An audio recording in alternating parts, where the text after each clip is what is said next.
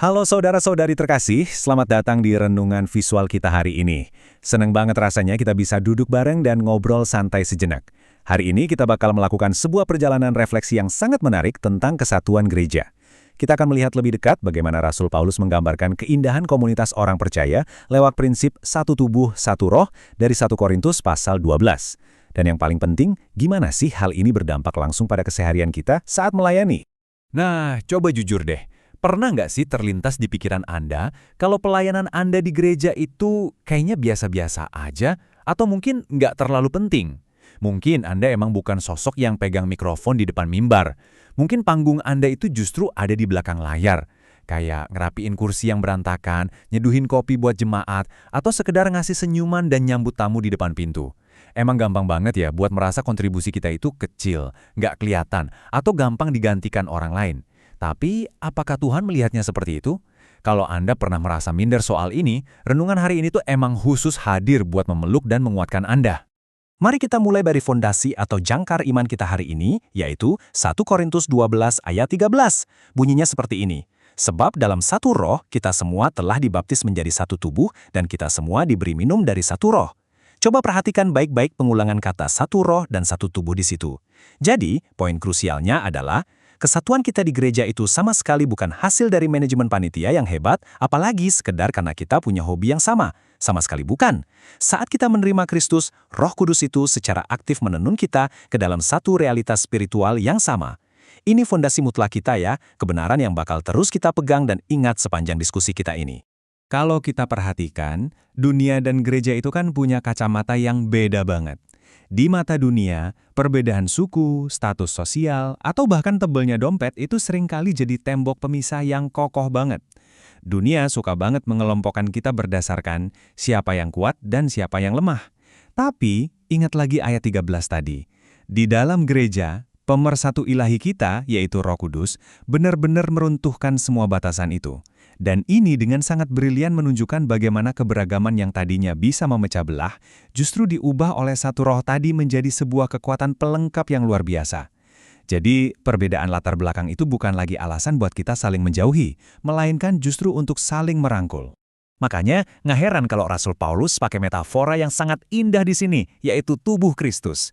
Namanya juga tubuh ya, pasti nggak cuma terdiri dari satu organ aja, tapi ada bermacam-macam karunia dan pelayanan.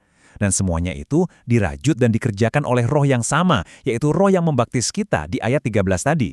Roh Kudus itu nggak membagikan karunia secara acak atau asal-asalan loh. Dia secara sengaja mendesain orang-orang yang sangat berbeda ini buat jadi satu unit spiritual yang hidup dan bernapas bareng. Artinya apa? Anda, dengan segala keunikan yang Anda miliki saat ini, adalah bagian yang sangat vital dari organisme spiritual ini. Coba deh bayangin betapa aneh dan lucunya kalau anggota tubuh fisik kita mulai saling berdebat dan mogok kerja. Mata tidak bisa berkata kepada tangan, aku tidak membutuhkan engkau. Bayangin aja mata kita lagi ngelihat segelas air es yang segar banget di hari yang panas, tapi matanya gengsi dan nolak bantuan tangan buat ngambil air itu. Ya pasti mata itu bakal kehausan kan? Ini benar-benar ngingetin kita pada pesan 1 Korintus 12 tadi. Karena kita adalah satu tubuh, jalan sendiri-sendiri atau merasa lebih superior dari yang lain, itu sama sekali nggak masuk akal. Di dalam kehidupan gereja, benar-benar nggak ada istilah nggak dibutuhin. Kita semua mutlak saling membutuhkan. Oke, mari kita selami lebih dalam soal ini. Coba kita lihat realitas betapa indahnya saling melengkapi ini dalam ibadah hari Minggu kita. Seorang pelayan firman di mimbar, nggak peduli seberapa berapi-api khotbahnya, dia itu bakal bergantung banget sama pelayan multimedia dan sound system.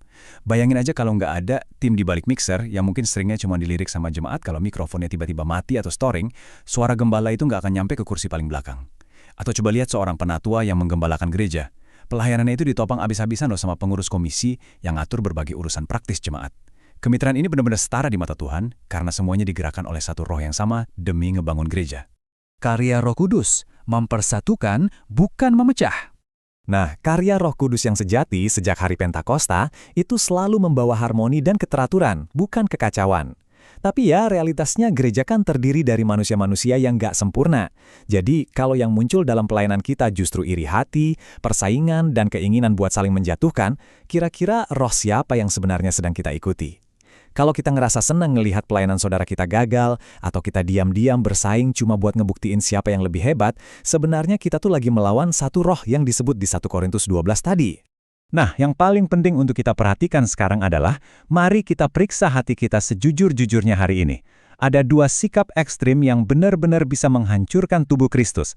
Yang pertama, kesombongan rohani, yaitu saat kita meremehkan karunia orang lain cuma karena peran kita kelihatannya lebih berkilau atau lebih tampil di depan umum.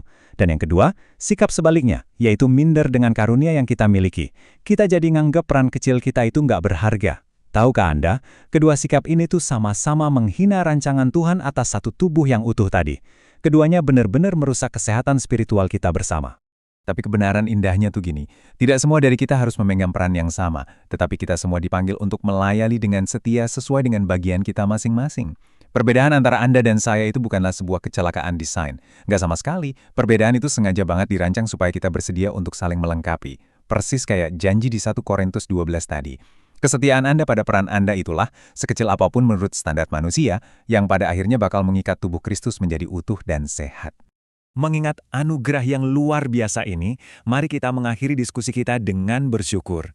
Saya ingin mengajak Anda semua untuk menjadikan kalimat ini sebagai doa pribadi di dalam hati kita saat ini. Tuhan, terima kasih karena Engkau memasukkanku ke dalam tubuh-Mu. Pakai karunia yang kecil ini untuk membangun sesamaku. Amin.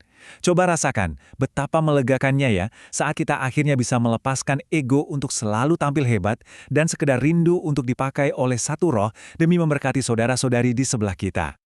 Sebagai penutup renungan visual kita, saya mau ninggalin satu pertanyaan untuk Anda bawa pulang. Bagian tubuh Kristus mana yang Tuhan percayakan untuk Anda rawat hari ini? Mulai sekarang jangan pernah lagi meremehkan porsi pelayanan Anda ya.